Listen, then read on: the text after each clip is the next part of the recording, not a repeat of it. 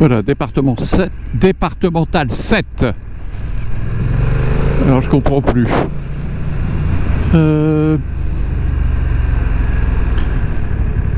Voilà, c'est bon. C'est ça, départemental 9, départemental 7. Le marchand de pommes de terre, enfin le négociant en pommes de terre.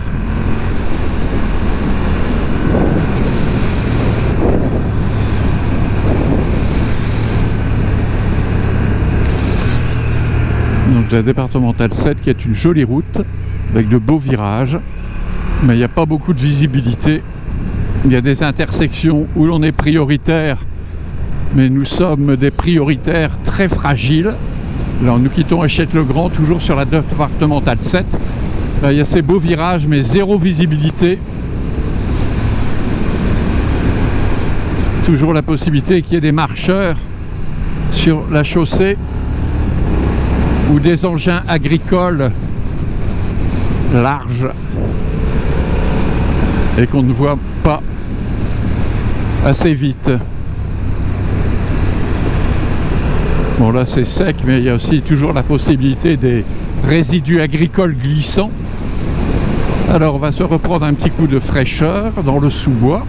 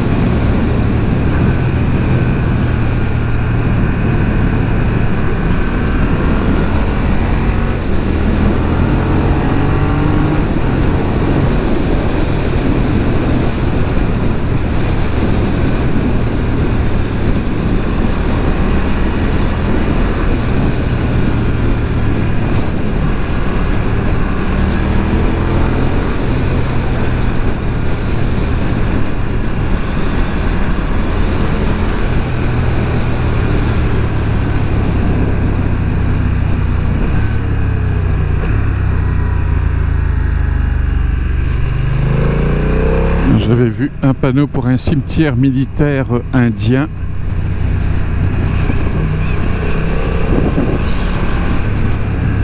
Alors je comprends que tu restes au rouge,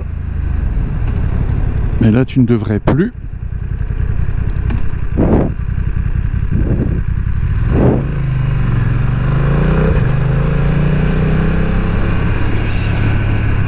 Alors il y a la nationale 7 chantée par le fou chantant. Et là c'est la départementale 7 dans le Pas-de-Calais, mais sous le soleil. Et il doit faire il fait 28 degrés.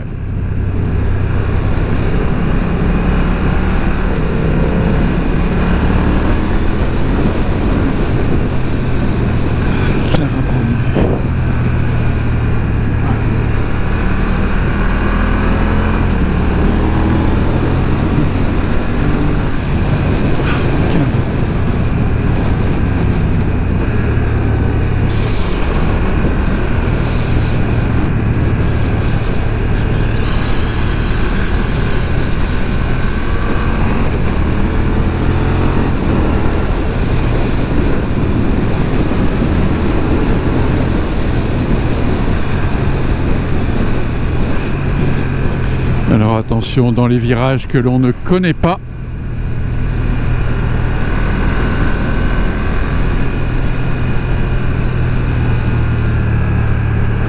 Long virage et qui se resserre.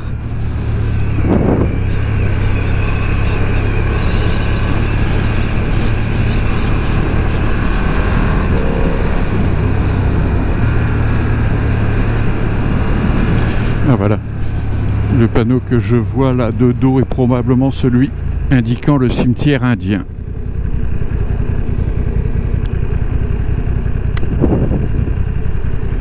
Alors mes pneus vont ne pas apprécier encore une fois. Hayet Indian and Chinese Cemetery. Alors bien sûr c'est interdit aux voitures, aux mobylettes et aux motos, mais quand on veut aller au cimetière,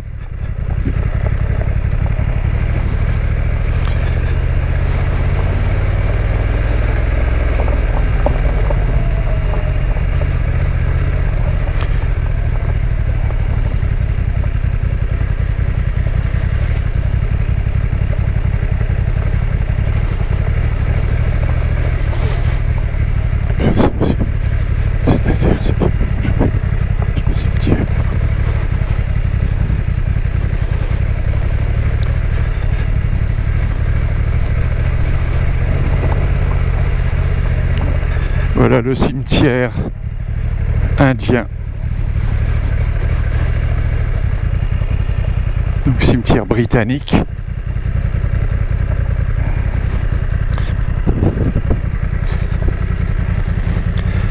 Hayet Indian and Chinese Cemetery 1917-1918.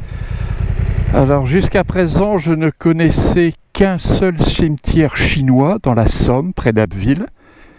J'en ai découvert un deuxième tout près des Perlecs, je ne sais plus exactement le nom du bourg dans lequel je l'ai trouvé, je l'ai pas encore mis en ligne. Et donc voilà encore un cimetière où reposent des Indiens et des Chinois.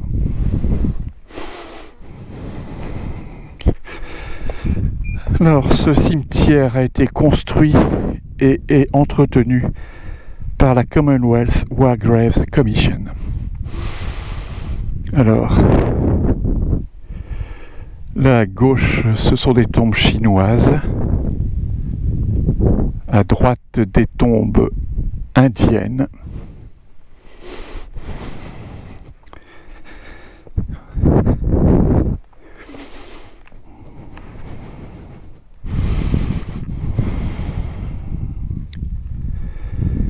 Donc généralement, les Indiens et les Chinois venaient pour faire les tâches d'entretien, notamment la construction, la consolidation des tranchées, la construction et l'entretien des réserves à l'arrière.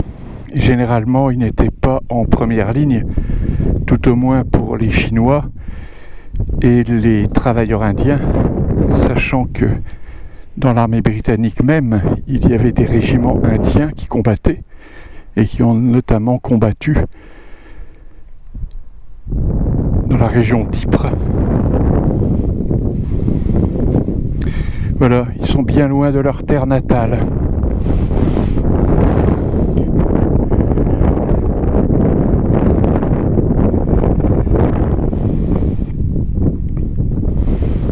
Il y a une plaque qui a été rejetée en française pour ce travailleur chinois qui est mort pour la France le 17 juillet 1919. Alors, soit il est mort de la suite de ses blessures ou il a été blessé ou tué lors des opérations de déminage, parce qu'ensuite tous ces Chinois ont servi à démilitariser, à déminer les zones de combat et aussi bien souvent à la recherche et l'exhumation des corps des combattants retrouvés sur le champ de bataille ou placés dans les cimetières provisoires.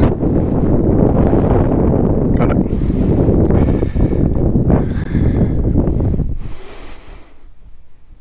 Des Chinois, des Indiens.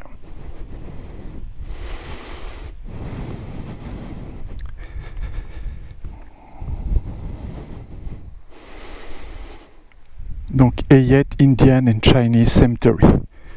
Je ne lis pas le texte, hein. Tout ça, ça se trouve sur le site de la Commonwealth War Graves Commission. Bon, on va essayer de faire demi-tour sans se casser la figure et repartir par ce chemin caillouteux interdit.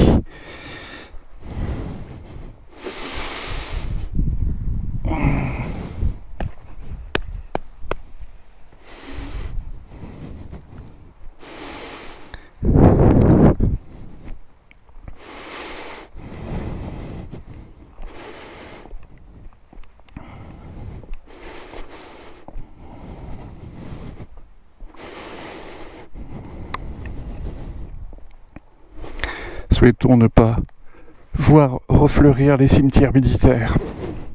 Bon, allez. Hop. Alors, on va faire le demi-tour.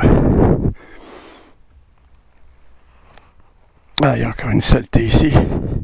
On va nettoyer un peu l'objectif.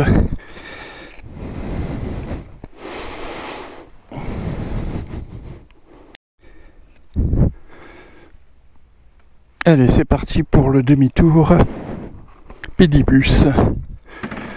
Et puis ça pas le rayon de braquage d'un trail.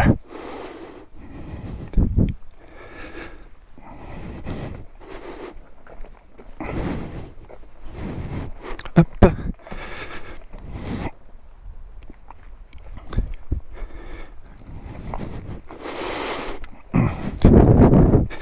Et voilà.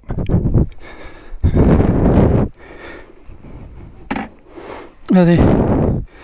Hop. Contact.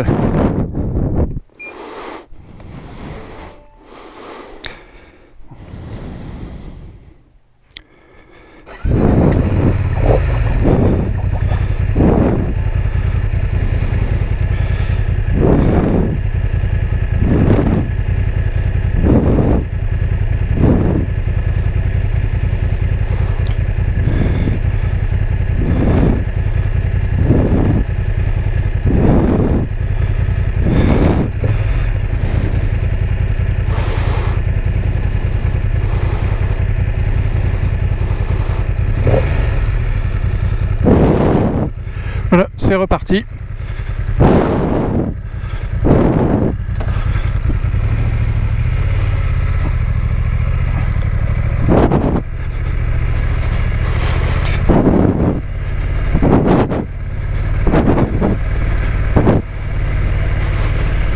Alors là, dans l'ombre, je ne vois pas bien.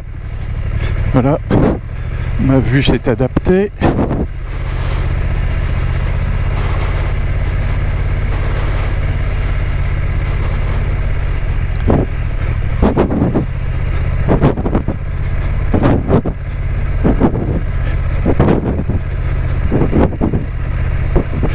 Alors ici, on va faire attention parce qu'on part dans les graviers. Voilà, c'est bon. On freine pas trop fort dans les graviers.